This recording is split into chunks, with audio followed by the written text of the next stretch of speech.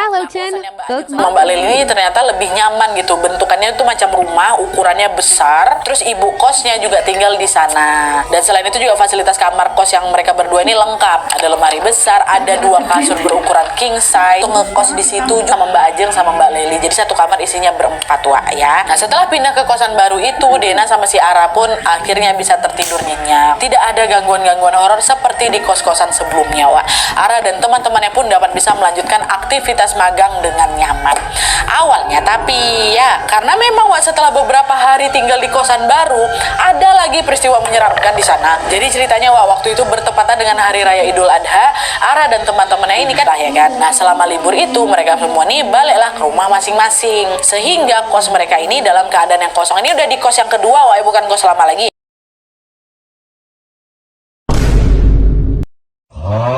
Itu pada saat dia sampai di salah satu gang, entah kenapa mendadak feeling aku nggak enak lah Nat. Ditambah lagi tiba-tiba si Ara ini ngecium Wak, ada wangi melati. Pekat kali wangi itu.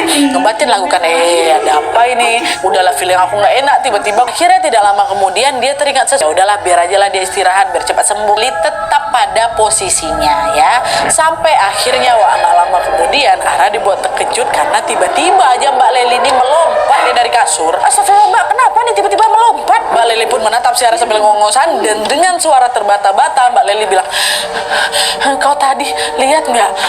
Kau tadi lihat ada aku kan di situ? Yang kau lihat tadi aku lagi ngapain? Lagi tidur Mbak, kata si Ara. Kan lagi tidur, macam meringkuk Mbak kedinginan karena Mbak lagi sakit kan, ngadap ke tembok Mbak memang tidurnya, kata si Ara. Bukan Ra, bukan itu. Kau nggak lihat ya? Nengok apa nih Mbak? Aku tadi tidur sambil dipeluk sama orang gede berbulu hitam besar kali, aku takut kali Ra.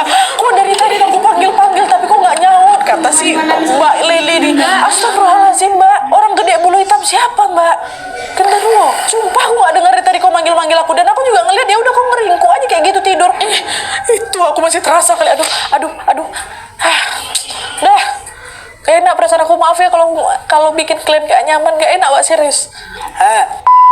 Udahlah malam ini kita tidur lampunya hidup aja lah, aku takut ketemu genderuwo tadi. Katanya udah Mbak jangan lupa baca doa, kata si Ara. Dipeluk genderuwo dia Wak. Sejak kejadian Mbak Leli tidur dipeluk genderuwo itu, entah kenapa dari kos-kosan mereka yang adem ayem aja mulai nih datang gangguan mistis di kos-kosan itu. Dan gangguannya juga makin Sampai pernah tuh aku terbangun lah ini kan jam 1 malam, kata si Ara.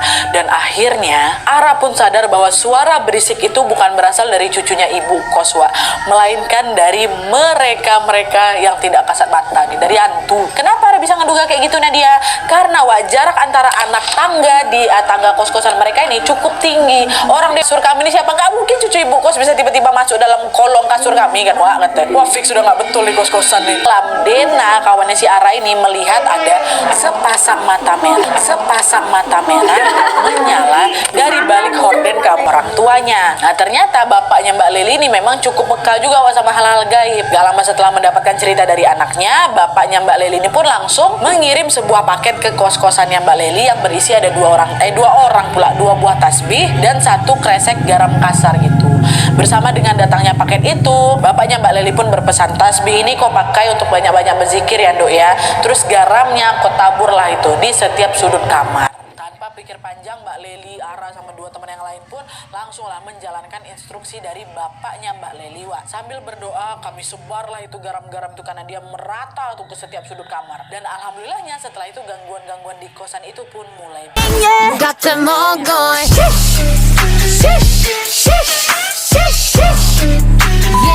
Tapi di sini Wak, berbeda dengan Ara dan teman-teman yang kembali merasa nyaman tinggal di kos-kosan itu, di saat yang sama juga mereka ini justru melihat kondisi ibu kos-kosan ini ternyata sedang tidak baik-baik saja. Dimana pada saat itu Wak, ibu kos ini mendadak sering sakit-sakitan dan bahkan kedua matanya nih ya diperban.